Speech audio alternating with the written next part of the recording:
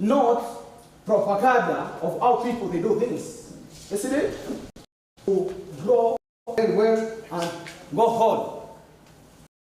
So, my members, I think when we employ, I think, yeah, thank you.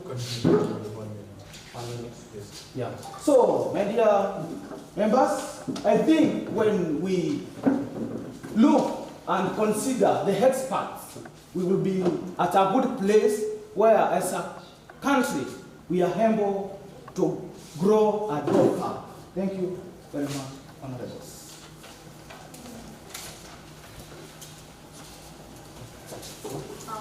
Thank you. Welcome the first speaker from the opposition side, Mr. Soldiers.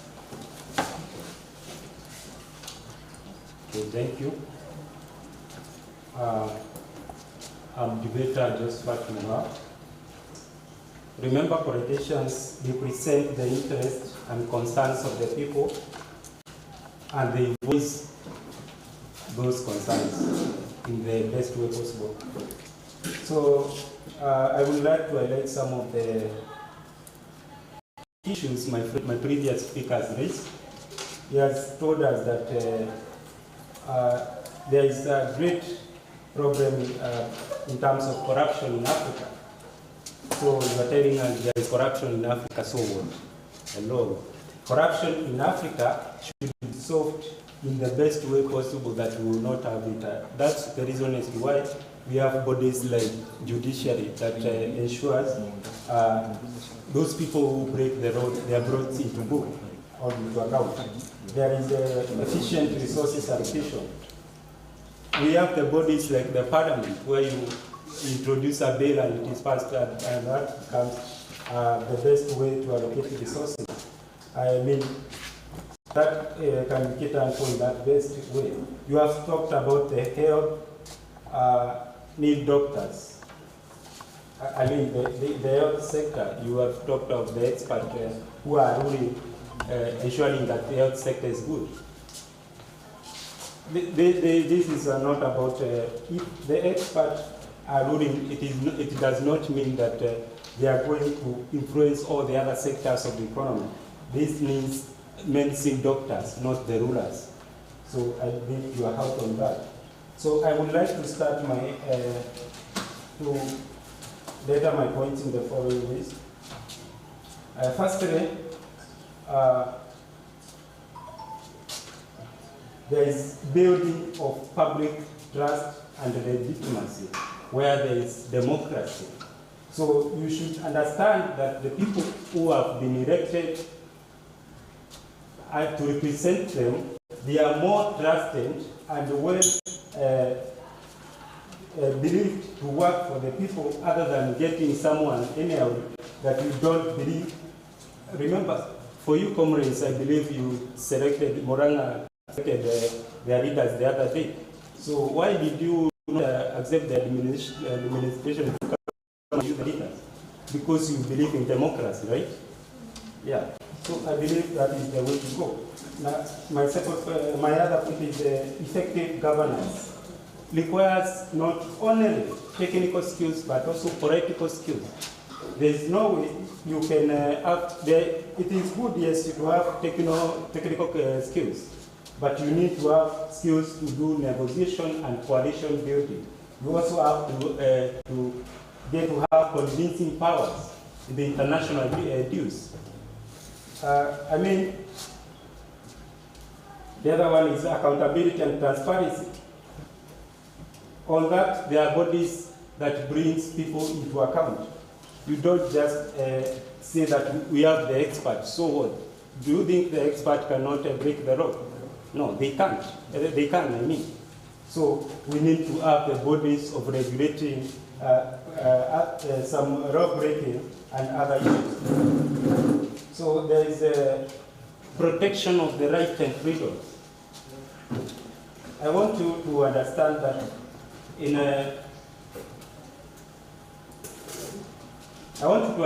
that the rights and freedoms of people are key entities that are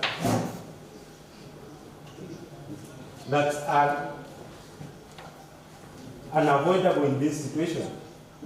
So if you don't put good procedures of protecting the rights and freedoms of the people, then how are the people going to enjoy their freedoms? How are they going actually to address their issues? It is good to put down the procedures of how people are going to do that. And that is clearly explained in our constitution, whereby you can protest peacefully and air out your views. Yeah? My good friends, it seems like you have a good way to debate about this issue, but now you did not look at the best ways. You have not given us a solution to this issue. You're talking about even the corruption. So for us in our world, we believe that democracy is the best way to go. And we believe also that the people should be led and ruled by the ones they have elected. So that's why we are winning this debate today.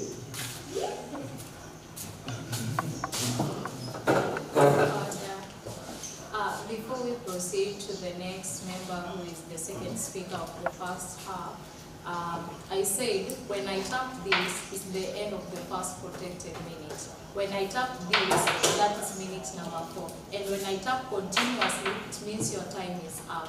So that's the second speaker to say.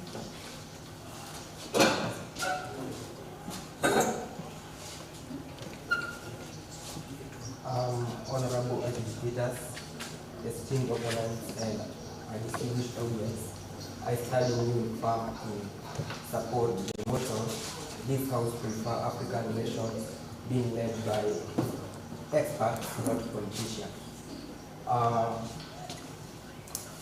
First, it's on effective crisis management.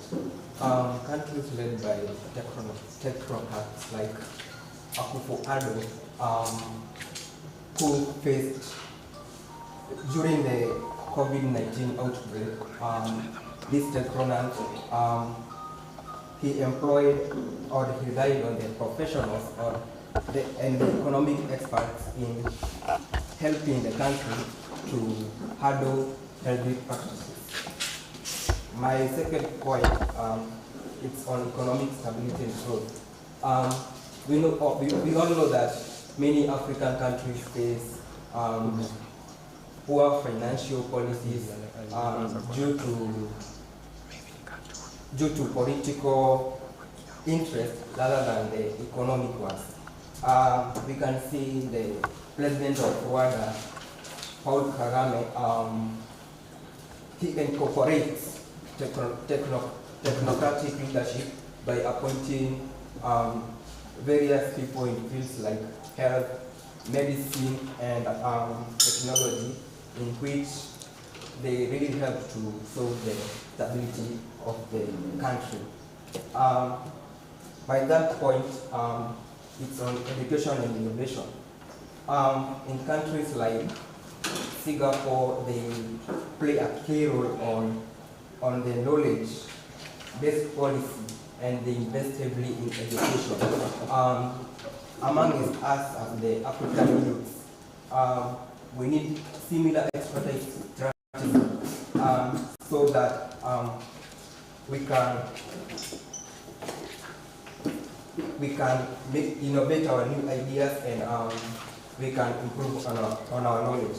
To sum up on the point that my fellow honorable member said about fighting corruption, I can give examples like the Nigerian country. There's a period, it's the largest economic country, it is suffered from corruption, and the finance minister implemented financial reforms in the country that helped to save a lot of billions by enhancing the anti-corrupt practices. Thank you. Thank you, the esteemed member. Can we proceed to the next member, please?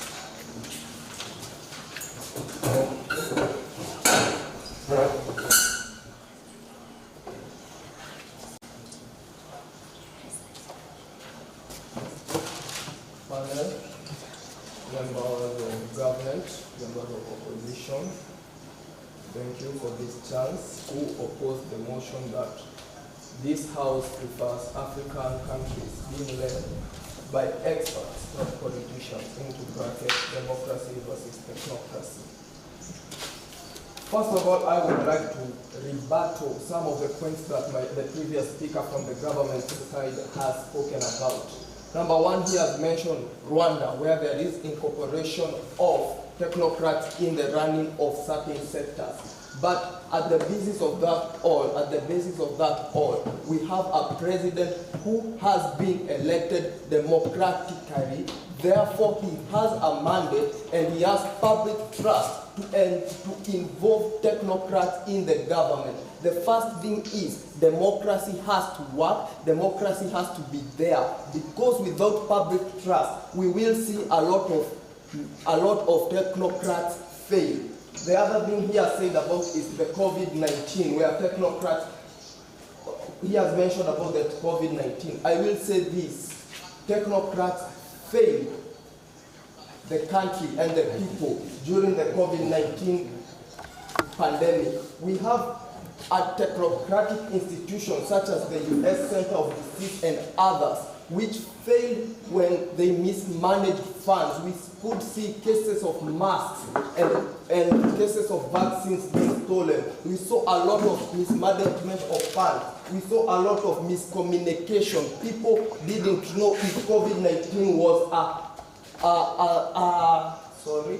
a communicable spread disease, or was it spread by touch, or was it by the saliva, was it body contact, body fluids, or there was a lot of miscommunication. And one thing I would like to say is that technocrats lack transparency, since they have no obligation to the people, as the people did not elect them to power. Technocrats have failed a lot.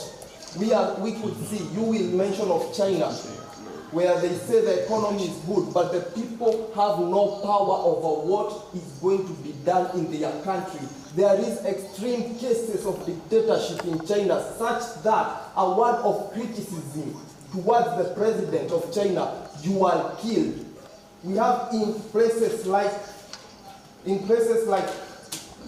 Greece, where the economic policies which were brought by the technocrats, when the country decided to have a technocracy approach to the economic matter, Greece failed, whereby the IMF and the ECB, the European Central Bank, collaborated with the technocrats of Greece and brought the country to its knees in economic rules. We have, when we look at cases that have been there, that's why I oppose that African nations should not be led by technocrats. Because when we examine the cases in the past, we have seen technocrats fail. Another example is in Italy, whereby Mario Monti, 2011 Prime Minister, lacked legitimacy, lacked accountability, and led the country into ruins. We have European Union austerity measures in 2008 that caused a global financial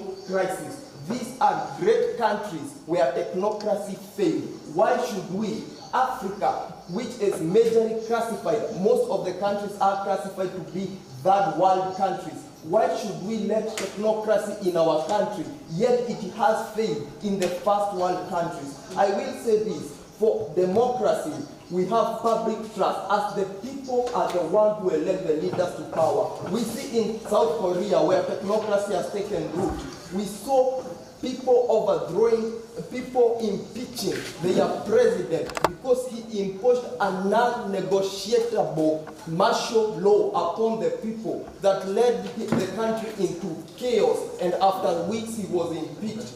I can say this, for democracy, where leaders have the authority to make decisions because the people who elected them to power gave them the trust, gave them the mandate. That's why we saw South Korean Prime Minister bringing forth a law, because he is a technocrat and it's a technocracy country. We saw the Prime Minister of South Korea bringing forth a martial law that was non-negotiable, that was irresponsible of him because he is answerable to no one. We have in democracy, we have active participation of citizens in governance, where we ensure that we have transparency, we strengthen our judiciary and electoral commissions so that there is no corruption. Thank you. Thank you. We have come to the end of the first half. We are now proceeding to the second half. So I'll welcome the first member from the closing government.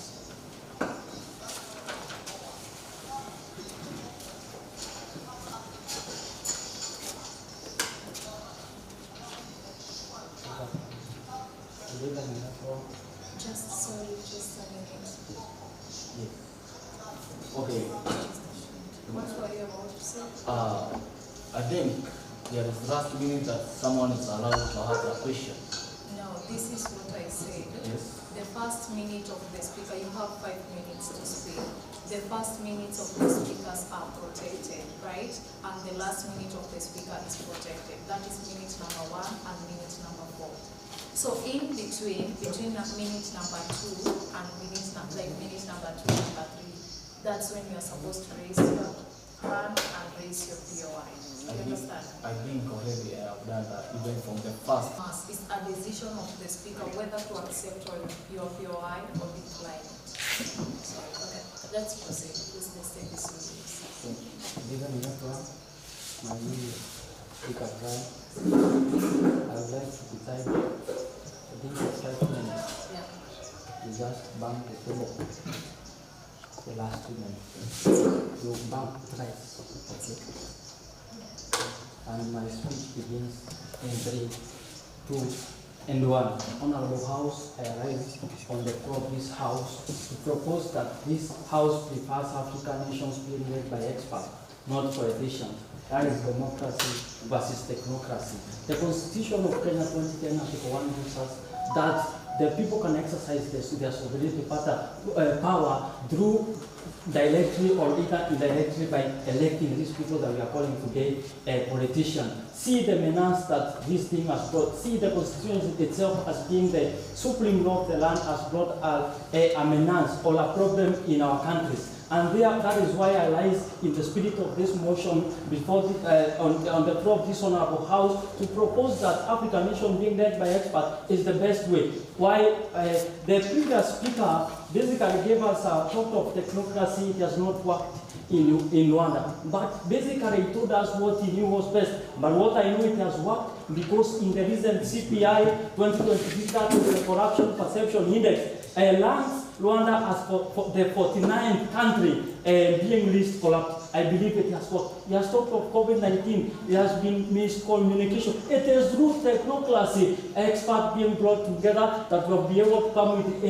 injections such as Pfizer, whereby we will be able to minimize the pandemic. Thirdly, he has talked of trust, that we have elected these leaders due to trust. But what he does not tell us, it is the Constitution itself that is guiding us that we must use the procedure. That is why the spirit of this Constitution, the spirit of this motion allow us to use expertise, which I believe it could work best. Why do I believe that African nations should be led by experts? Number one, there will be what we call evidence-based solutions or evidence-based decisions, whereby we bring experts. When we talk of experts, we are talking of people with knowledge, we are talking of people with experience, we are talking of people with skills. Thereby, people with experience, meaning that they are not doing this thing for the first time, they are doing it not even for the second or that they have been experienced in that field. Thereby, we will end having evidence-based decisions in our government. Secondly, it is about corruption, reduced corruption. I believe that expertise, a technocracy will best work to reduce corruption. Why do I say this? That politician, or what we call democracy, you saw Ferdinand Waitito the other day, he was in court. It is due to democracy. That is why we are advocating for technocracy. And why do I say this? It has worked in Kagame, in Rwanda, whereby Rwanda, as I have said, that it has been ranked as the 49th in the CPI, that is the Corruption Perception Index. Lastly, what do I want to say? That as a result of, for example, a country like Rwanda using technocracy, they have been able to use of digital systems for public services. And what was the impact? The impact was, as I had said, that they have been ranked as the 49th in the CPI 2023. Lastly, I would like to say that this has brought about economic stability. What do I mean by economic stability? When we bring experts together and they formulate and execute their issues on matters to do with finance and public administration, we shall be having what we call economic stability. It has worked again in Rwanda. Rwanda is a good in this. We are saying that it has worked in Rwanda, whereby the economy of Rwanda now has become stable. Honorable Host, I tend to believe that technocracy will work best. It will work best because democracy has not worked. I have substantiated my case, and I tend to believe that when we adopt technocracy, it will work best. It has worked in Rwanda. Democracy has not worked in Kenya. So what prevents us from adopting technocracy as an alternative? I rest my case and donate the remaining email to this one. Thank you. The next speaker from the closing opposition, please, the floor is for you.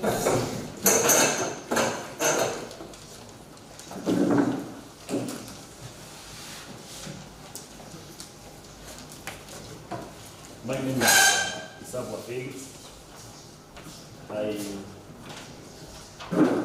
I stand here to strengthen and argue and question on the points that the honorable member has given. You see, honorable chair, esteemed judges and distinguished audience, it won't make sense, it doesn't make sense when you are talking about an expertise and giving an example whereby the examples that you are giving or you are given, it comes from a democratic country. Doesn't make sense. Rwanda is a democratic country. It is elected by citizens. What is democracy? He is talking about the constitution. He talked about the constitution 2010 that was promulgated in 2010. Honorable Chair, the constitution was promulgated under the democratic government. It doesn't make sense. So, Madam Speaker and esteemed judges, I wish to continue by sending the argument on the side and to oppose the motion which says or that says African nations being led by experts, not politicians. It is going to have an effect. First of all, political leadership requires representation, not just expertise. Politicians are elected to represent them. Point number 2 is that experts can be narrow-minded, specialized. What do I mean? These are type of experts who often focuses only in their fields, while politicians balance multiple interests. For example, economy, security, and health sectors. A good example is a medical expert. And medical expert may prioritize health policies, but ignore economic growth and foreign policies. Another point, Honorable Chair, is that leadership requires political strategy, not just knowledge. Politicians understand how to pass laws, negotiate with oppositions, while expertise may lack these skills. A good example is here in Kenya. Uhuru Kenyatta navigated Kenya political landscapes, affecting despite not being a specialist expert. Another point, experts lack popular mandate and accountability. Politicians are held accountable through election, while experts are often appointed and not directly answerable to the citizens. A good example is a minister of finance, maybe a top economist, but if the economy fails, they can continue wasting without public accountability. Another point is that political experience is more valuable than academic experts. Politicians gain leadership skills through years of public services, campaigning and policy making. While experts lack, they won't go to campaign, experts are being appointed. A good example is Julius Nyerere, a Tanzania, who was a school teacher, not an economist, yet successfully led Tanzania through a Pan-Africa policy. Another point, second last point, Honorable Chair, is that experts can be easily manipulated by political elites. Technocrats may lack political independence and be used by powerful interest groups to push agendas. Another point, Honorable Chair, is that Africa needs leaders with a vision, not just technical skills. Experts focus on the policies and numbers, but politicians inspire, they mobilize and unite nations towards long-term goals.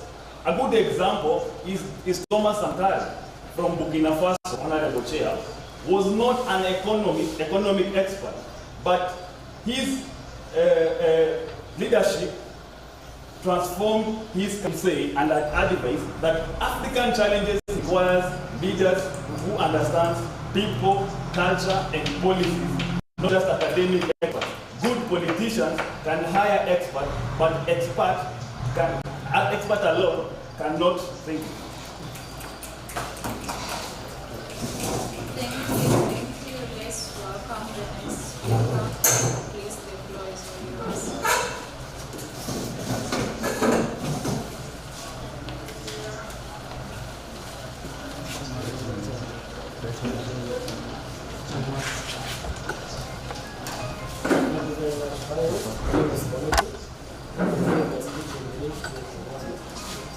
So, I rise on the floor of this house to present this motion as the whip last speaker from our side. This house prefer African nation being led by experts, not politicians.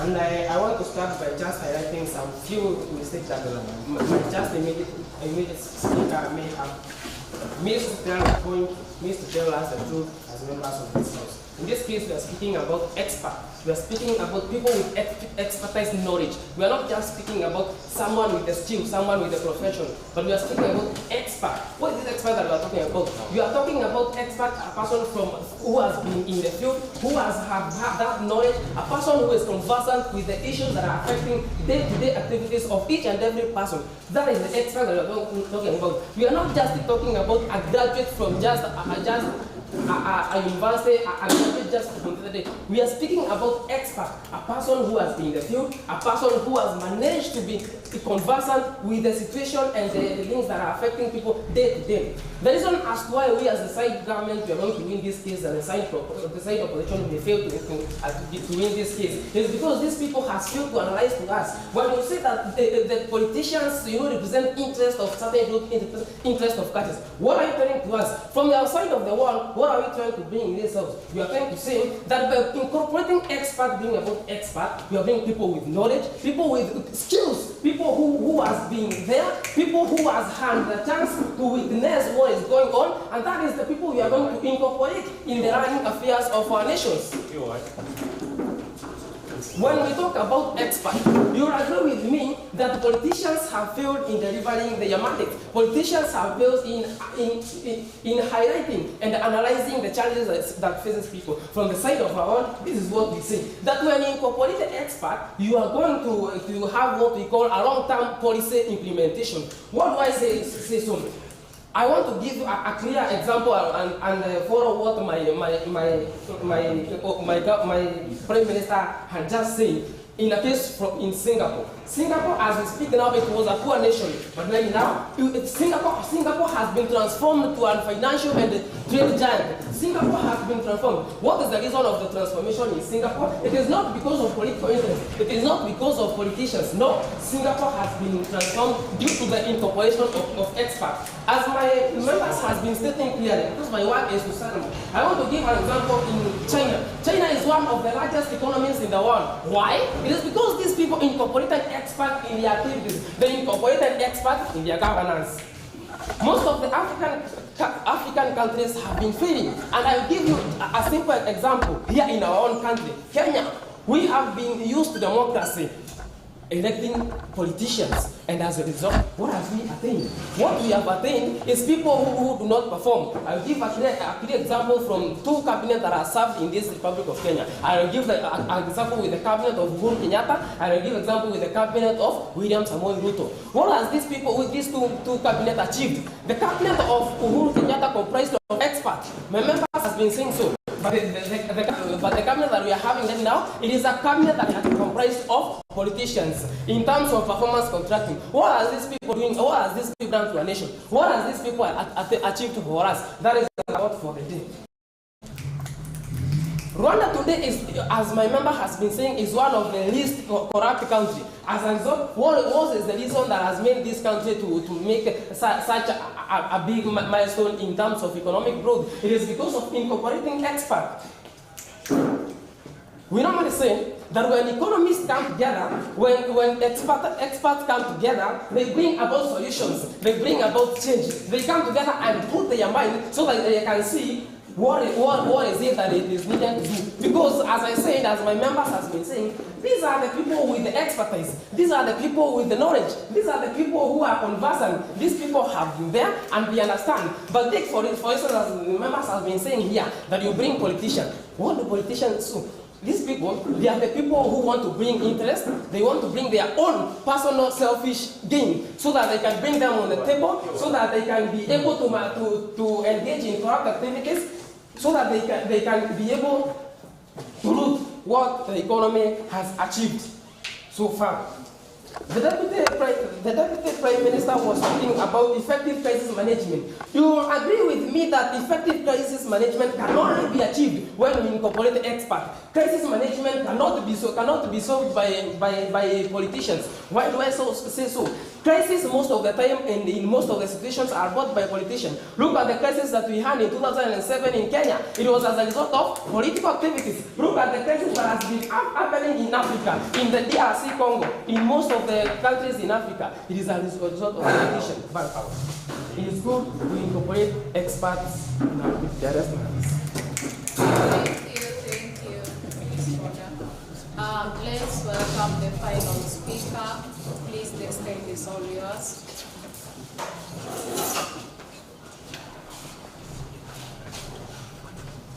Honorable adjudicators, esteemed opponents, representatives, and valued audience, my name is David Kimani from the Murang'a University of Technology. Let me first start with the background from the government side, which proposes that experts such as Ngozi Okonjo-Iweala of Nigeria improve the economy. This is not true because the poverty levels in Nigeria moved from 54% to 61%. Another example, in Botswana, because of their diamonds, if you base your argument on experts, it's supposed to help the economy of Botswana, but the poverty levels have remained 20% in Botswana. I want to also remind the government side, we are talking about African nations, not China, not Singapore, not America. We are talking about Africa. Let me also begin with a question to the opponents that cuts to the heart of this debate. What is the price of progress? The proposers argue that Africa's salvation lies in replacing politicians with experts such as technocrats, scientists, economists. They're trying to sell us a utopia of efficiency where data replaces debate and competence trumps corruption. But let me bring clarity to this motion. The motion is not about progress, it's about power and who gets to wield it. Proposals trying to idealize figures like Paul Kagame of Rwanda, praising his economic growth while glossing over the silenced dissent. Yes, I agree that Rwanda's roads have been paved, but at what cost? At what cost? Political critiques of Kagame's, such as Kizito Mihingo, have disappeared and been killed. This has promoted dictatorship due to unaccountability of these experts. A leader is just one. Rwanda has Kagame, who manages all the other fields that are required in the country. Can a World Bank economist situated in Washington, D.C. understand the hunger of a Nigerian local market trader? Answer me this. Another question, who chooses these experts? You are trying to idealize who funds the local farmers. I'll give an example of history. When colonial powers, when they went to the Berlin Conference, trained Africa's first technocrats, they created clubs, not countries.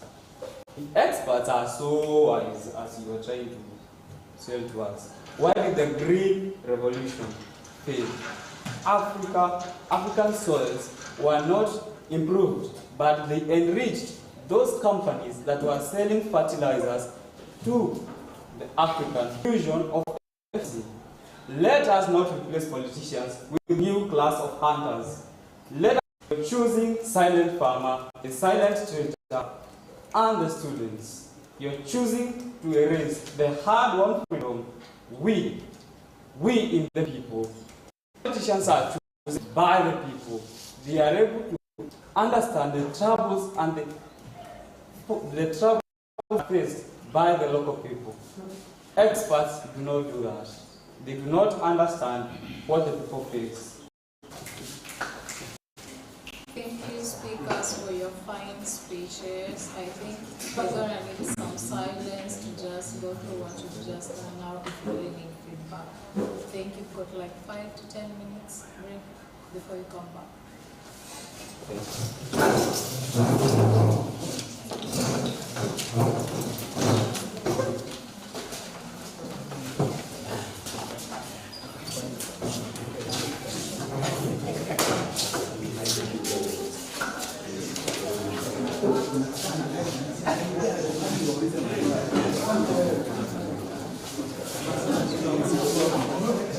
Yes.